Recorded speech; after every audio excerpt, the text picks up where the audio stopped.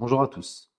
Vous avez récemment vu passer ce flyer indiquant qu'une réunion publique citoyenne aurait lieu le vendredi 30 mai 2025 au Préau-Crétier. Il ne s'agissait pas d'un meeting politique organisé en mon nom, mais d'un débat citoyen transpartisan sur une problématique nationale qui porte atteinte à la dignité, parfois même à la vie de nos concitoyens. Je vous apporte quelques précisions avant de vous partager les moments de cet événement.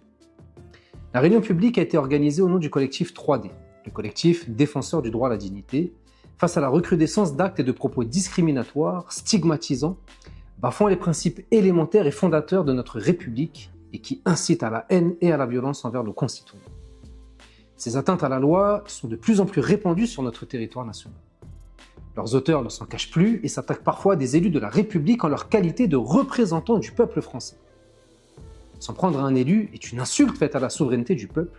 Discriminer un élu, c'est discriminer toute une population qui place sa confiance entre les mains de leurs représentants qui doivent œuvrer à la préservation des droits naturels, inaliénables, imprescriptibles et sacrés de l'être humain.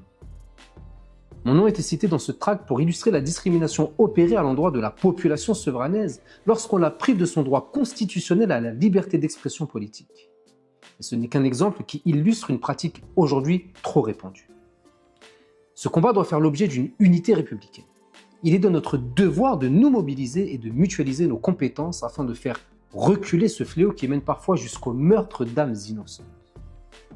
J'ai d'ailleurs une pensée pour toutes les personnes mortes sous les coups de bourreaux animés par des discours d'intolérance, de division, d'appel à la haine et d'incitation à la violence.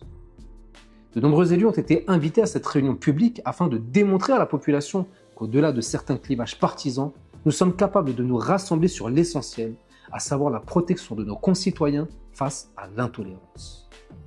C'était également l'occasion pour ces élus de démontrer leur attachement au respect de la différence, de la tolérance, les valeurs de solidarité et d'égalité en droit, leur attachement aux valeurs de la République, tout simplement. Pour information, voici les élus qui ont été invités à venir participer à cette réunion. Le maire de Sevran ainsi que l'ensemble des conseils municipaux de la ville de Sevran, la députée de notre circonscription Clémentine Autain, la députée de la 10e circonscription de la Seine-Saint-Denis et vice-présidente de l'Assemblée nationale, Madame Nadège Abomangoli, le député de la 5e circonscription de la Seine-Saint-Denis, Monsieur Ali Djouara, le sénateur de la Seine-Saint-Denis, Monsieur Ahmed Lawedge, le président du conseil départemental de la Seine-Saint-Denis, Monsieur Stéphane Troussel. D'autres personnalités de la ville et du département ont été invitées. C'est le cas notamment de Monsieur Julien Charles, préfet de la Seine-Saint-Denis, Monsieur Stéphane Gatignon, ancien maire de la ville de Sevran de 2001 à 2018, Monsieur Mounji Boubaker, ancien conseiller municipal de Sevran et président du Rassemblement Sevranais, Madame Janine Yana, candidate aux dernières élections départementales de 2021, Monsieur Jean-Claude Police, président du mouvement Sevran Ma Ville, Monsieur Cheikh Nguet, secrétaire général de la démocratie représentative, Monsieur Adama Traoré, directeur général du mouvement La Révolution est en marche. Les personnes qui ont répondu favorablement et qui se sont déplacées pour participer au débat sont M. Stéphane Gatignon, M. Mounji Boubaker, Mme Janine Yana, M. Jean-Claude Police, M. Cheikh Nguet, M. Adama Traoré. Mme Najet Mabchour, élue de la majorité sevranaise, est venue quant à elle assister au débat. Les élus qui ont répondu en excusant leur absence sont Mme Clémentine Autain, qui d'après elle avait un agenda trop chargé pour se rendre au débat, M. Ahmed Lawedge, qui avait déjà une réunion de prévue ce jour-là, M. Ali Djouara, qui après avoir répondu favorablement n'a finalement pas pu se déplacer, Mme Marwa Brahim, élue de la majorité de Sevran, prise par des raisons personnelles ce jour, et M. Arnaud Libert, conseiller municipal d'opposition, qui a ses activités professionnelles en province. Mme Naïma Hamdaoui devait y participer au nom du groupe Aimer Sevran, mais n'a finalement pas été présente. Toutes les autres personnes invitées n'ont pas été présentes et ne se sont pas excusées de leur absence.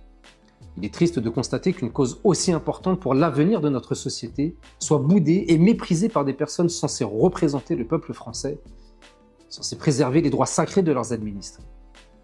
C'est pourtant un combat d'intérêt général qui ne peut se voir opposer ni ignorance, ni oubli, ni mépris, ces trois constantes à l'origine des malheurs publics et de la corruption des gouvernements.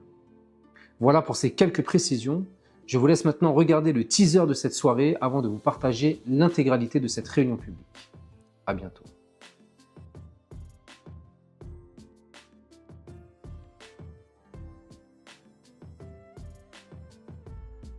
Cette discrimination a suivi jusqu'au dernier conseil municipal où un élu de la majorité s'est permis, avec des propos graves et inconscients, de l'accuser d'avoir lancé une fatwa sur un autre élu de la majorité.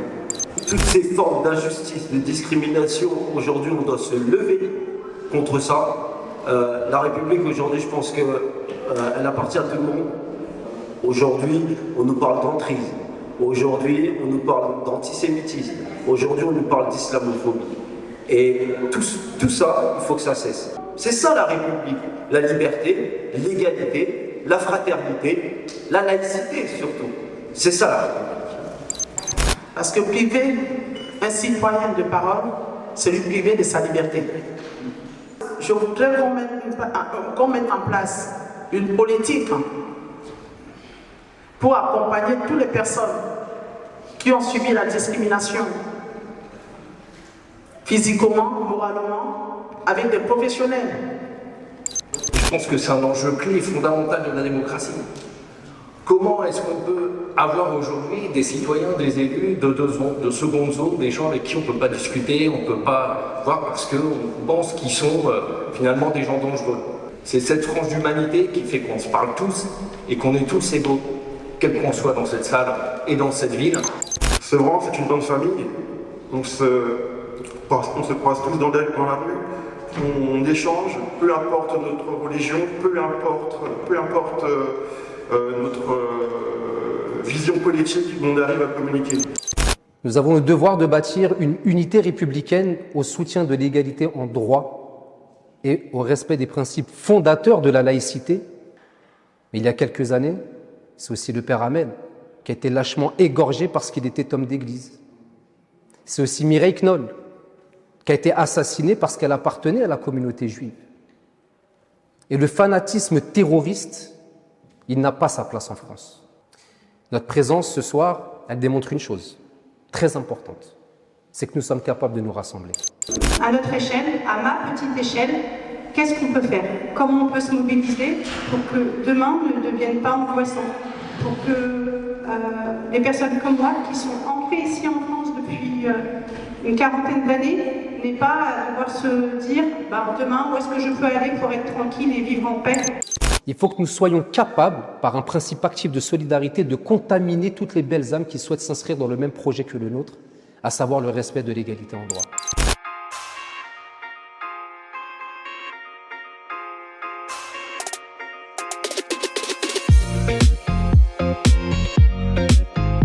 Je voudrais qu'on lui fasse un tonnerre d'applaudissements.